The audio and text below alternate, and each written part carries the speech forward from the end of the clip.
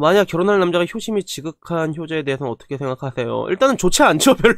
일단 별로 안 좋지. 별로 안 좋지. 효심이 지극한 거야. 별로 좋지는 않은데.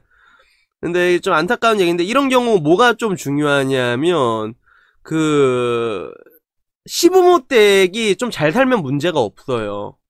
시부모 댁이 좀 잘 살면 문제 없어요. 예를 들어 이제 저희 아버지처럼 아파트가 좀 많다거나, 그러면 전혀 문제될 게 없는데, 왜, 힘들거나 이게 다쳐도 이게, 결국엔 아파트 하나씩 팔면 해결이 되거든, 그게. 근데, 보통 효심이 지극한 환경을 보면 희한하게 이게 좀 애틋한 경우가 많거든요. 그래서 제 주변에 애틋한 사람들을 보면 이제 뭐 호르몬 밑에 이런 경우 좀 많단 말이야. 되게 힘들게 키운 그런 분들인데, 근데 그런 경우는 잘 좋지가 않아요. 근데 반대로 장점은 뭐냐면, 만약에 여자분들 효심이 좀 지극하잖아요. 좀 효심이 있고 그러면 그걸 이해해 준다는 것들이죠.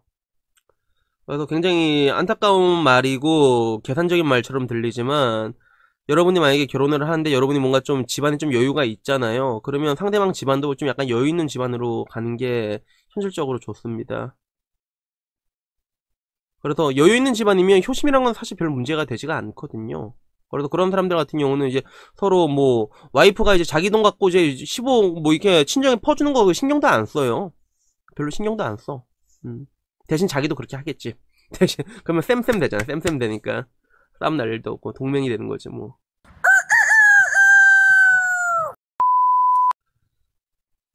제사 같은 경우는 사실 저도 이게 좀 잘 이해가 안 되는 부분이 왜 그러냐면, 이걸 전에 제가 얘기해줬던 것 같은데, 저희 형님이 그 이번에 결혼하고 형수님 집이 제사를 지내니까 그걸 처음 겪어봤거든요. 그걸 이게 겪어봤는데, 그거 보고 진짜 딱 나서 나 자기 토하는 줄 알았다고 얘기하는 거야. 처음 제사를 딱 한 번 드려봤는데, 그러면 하는 말이, 아니 왜 죽은 사람을 위해서 산 사람이 이렇게 고생을 해야 되냐 이 말을 하시던데, 그래서 제가 그때도 했던 말이, 그 신앙심 없는 기독교 집안이 좀 좋아요. 저처럼 좀 이게 신앙심이 없다기보다는 좀 세상에 물들었다는 표현을 쓰는데, 그런 집안의 기독교 집안이 좋은 게 약간 골라서 먹어, 좋은 것만. 그래서 11조? 흥 싫어, 너나 먹어 이러고. 그리고 주일 성소? 맨날 교회 가는 거 힘들잖아. 흥 싫어, 너나 먹어 이러고. 그러다 제사? 그래, 제사는 지내면 안 되지. 그 십계명 중에 그게 있거든요. 나 외 다른 신에게 절하지 말지니라. 이게 십계명이란 말이야.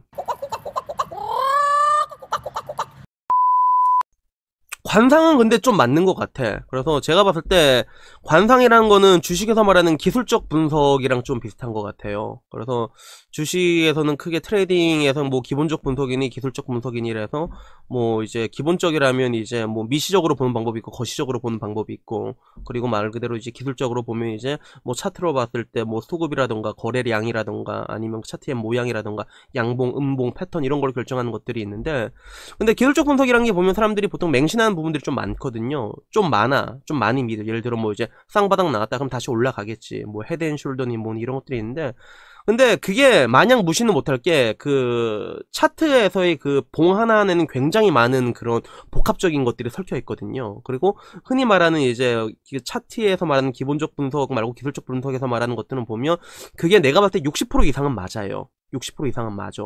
근데 다 맞는 게 아니라는 거지. 틀린 것도 찾으면 엄청 많거든.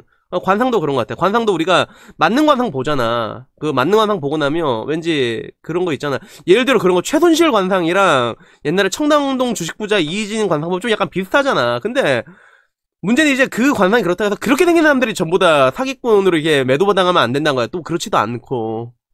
딱 그 정도 수준인 것 같아요. 관상이라는 것들은 주식이나 말하는 약간 기술적 분석 같은 그런 느낌? 근데 좀 뭐라고 해야 될까? 또 완전 틀린 것도 아닌 것 같고. 갑자기 관상하니까 그거 생각하네. 이정재 관상에서 내가 왕이 될 상인가 이런데, 와, 나 이정재가 그렇게 연기 잘할 줄 몰랐다. 그때 관상 보면서 제가 이정재에 대한 그런 걸 확 바뀌었어. 뭐 여튼 뭐 관상에 대한 이야기 여기까지입니다.